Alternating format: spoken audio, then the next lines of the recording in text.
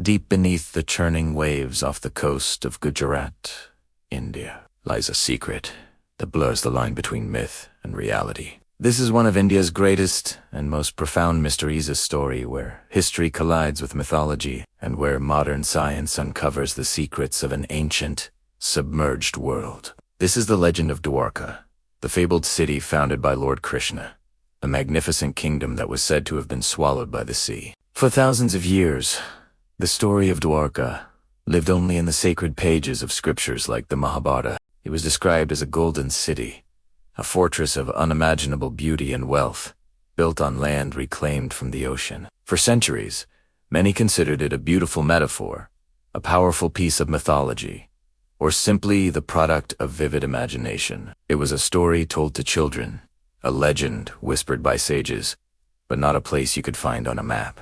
But what if a myth wasn't a myth at all? What if it was just a memory, waiting to be read? Everything we thought we knew changed dramatically in the early 2000s. Marine archaeologists, conducting routine surveys of the seabed off the coast of the modern city of Dwarka, stumbled upon something extraordinary.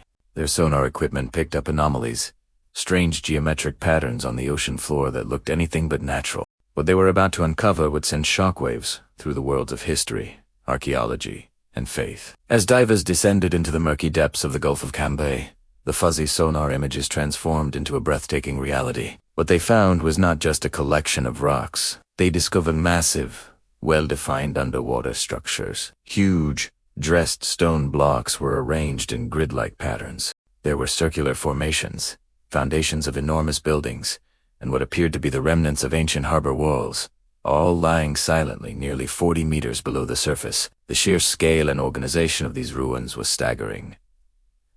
These were not random formations. They were the clear signs of a lost city. Suddenly, the ancient legend of Krishna's Dwarka didn't seem so far-fetched. The first question on everyone's mind was electric with possibility. Could this be the lost city of Lord Krishna? The underwater discoveries pointed to a civilization with incredible engineering skills. The ruins showed signs of advanced urban planning, with distinct layouts for buildings, well-constructed foundations, and even evidence of what could be ancient drainage systems and ports. These structures appeared to be far more ancient than anything previously recorded in Indian history, predating even the well-known Harappan civilization. To unravel this mystery, researchers deployed an arsenal of modern technology. They used high-resolution sonar scanning to map the entire submerged area, sent down underwater robots to capture video footage in places divers couldn't reach, and analyzed artifacts brought back to the surface. One of the most stunning and controversial findings came from carbon dating. Samples of wood, pottery, and other organic materials recovered from the site were dated. Some results suggested an astonishing age, pointing to the possibility of a civilization that flourished as far back as 9,000 years ago.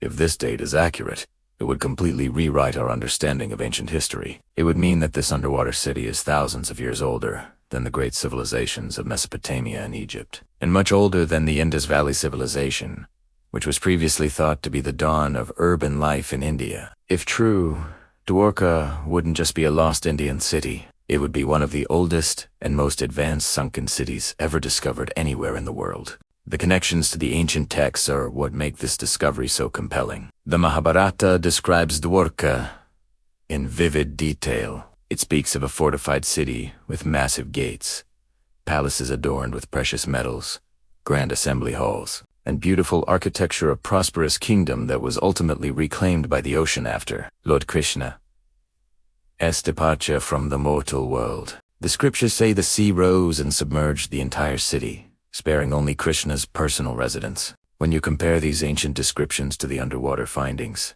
the parallels are uncanny. The ruins show evidence of large-scale construction, harbor-like structures that match descriptions of Dwarka's port, symmetrical building foundations, and advanced construction techniques that would have been necessary to build such a city on the coast.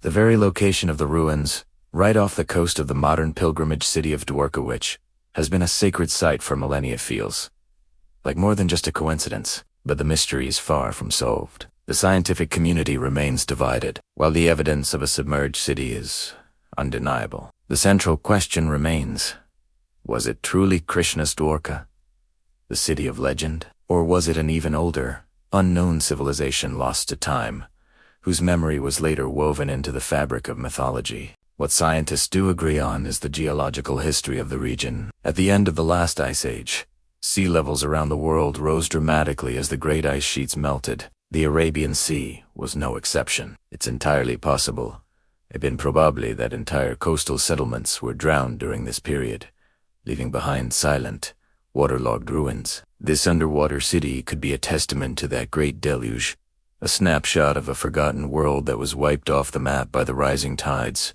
Divers who have had the rare opportunity to explore the site describe it as a surreal, almost spiritual experience. Imagine swimming through what feel like ancient city streets, surrounded by the ghostly outlines of buildings. They report seeing straight lines of massive stone blocks, carved pillars lying on the seabed, and rock formations that were clearly shaped by human hands, not by the forces of nature. It's a silent, haunting world where every stone holds a story we can't yet read. The Indian government and international archaeological teams continue to study the region, but the deep water, strong currents, and layers of sediment make exploration incredibly difficult and expensive. The ocean guards its secrets well. Much of the site remains unexcavated, buried under millennia of sand and silt.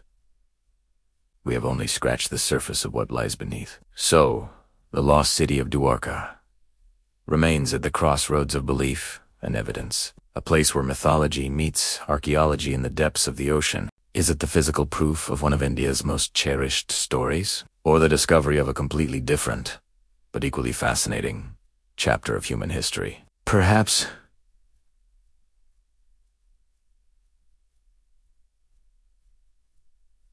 Perhaps both are true. Maybe someday, with more advanced underwater technology and a new generation of explorers, we will finally have the answers. We might learn who built this magnificent city, how they lived, and the exact circumstances of how it sank beneath the waves.